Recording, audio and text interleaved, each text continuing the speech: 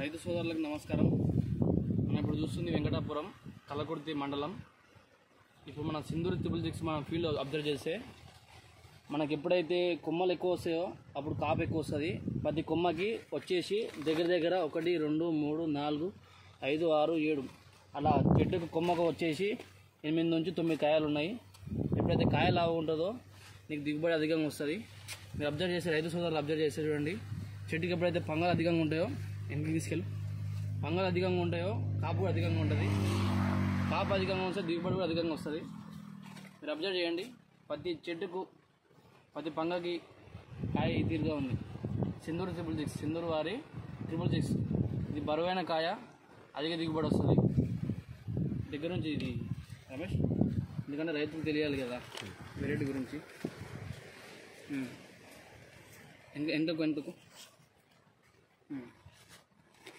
తీసుకో.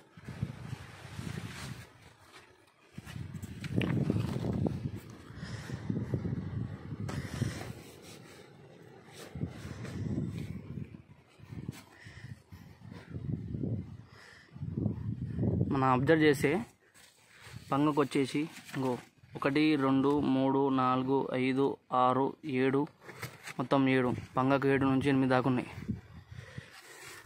ప్రతి పంగకు కూడా 7 నుంచి 8 దాకా కాపు.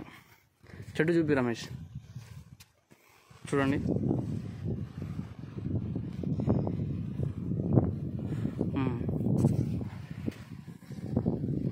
మొత్తం ఒక చెట్టుకు వచ్చేసి 60 నుంచి 70 కాపు. ఈ విధమైన రైతుకు 15 క్వింటాల వరకు దిగుబడి గ్యారంటీ.